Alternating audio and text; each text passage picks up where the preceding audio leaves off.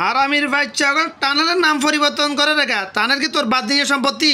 Tunnel বানাইছে শেখ হাসিনা, ঠিক আছে। টানেল দিকে হিতি ব্যবহার করতেছে না, তোরা হারামিরা ব্যবহার করে জানোয়ারের বাচ্চা হগল। হারামির বাচ্চা হগল গালি দিতেন না, খেয়াল নিয়ত করছিলাম, গালি না দিয়ে ফাটতেছি না।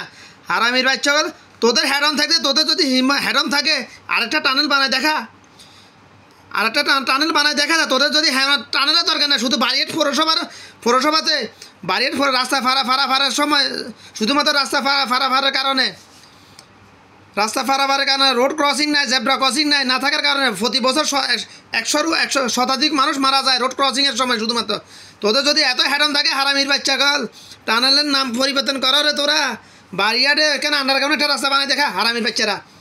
বাড়িয়ারে একটা ইয়া বানা, ওভারব্রিজ বানা, ওই ফুটওভার হাদিদের এটা না, গাড়ি চলাচল যেটার উপর দিয়ে গাড়ি যাবে, নিচে দিয়ে মানুষ যাবে, এরকম একটা কিছু বানা দেখা। হারামির বাচ্চারা যারা এগুলো নিয়ে করতে চাস, দেশকে কীভাবে গোছায় আনবি, দেশের কারেন্সি কীভাবে উপর দিকে যাবে, এগুলো নিয়ে কোনো যাও না। হারামির বাচ্চার কোনো আয়া নাই। তোরা সবই তো বাটপার, শুলে আওয়ামী লীগ বাটপার নাকি তোরা? হারামির বাচ্চা বল, বিএনপিও বাটপার।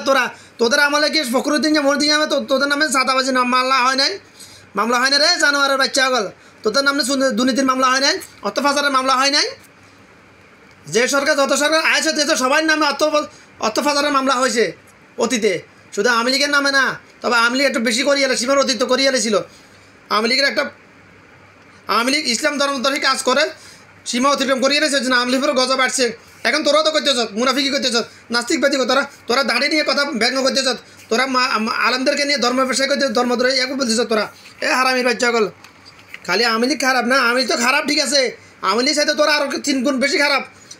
বর্তমান অবস্থা পরিপ্রেক্ষিতে আওয়ামী লীগ ভালো ছিল, তবে আগামী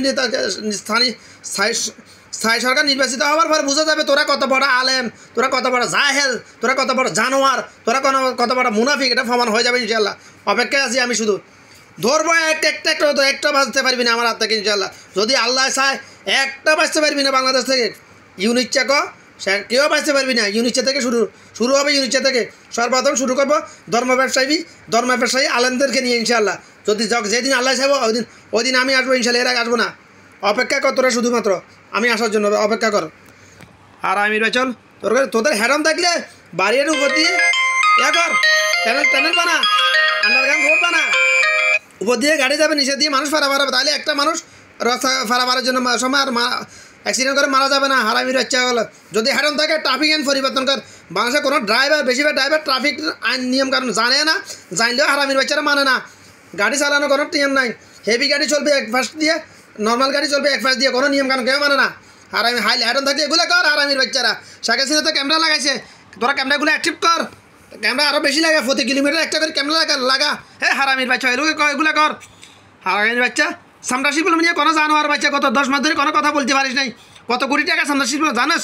জানোয়ারের বাচ্চা সামরা শিল্প ধ্বংস করি 16 বছরে কত কোটি ডলার নষ্ট করছে জানাস? বাংলাদেশের অর্থনীতি কারেন্সি নষ্ট করছে জানাস? এতে মিসির হক নষ্ট করছে জানাস? হারামির বাচ্চা কোনো জানোয়ার মুনাফিক নাসিক হয়তো ধর্ম ব্যবসায়ী মুসলমান লেফাজারিয়া মুনাফিক খালিদ দিয়া একটা কথা বলছে আজকে 10 মাসের মধ্যে বলা নাই। হারামির বাচ্চা গল আয় আমার সামনে হিম্মত থাকলে একটা করে ধরবো ইনশাল্লাহ, অপেক্ষা কর।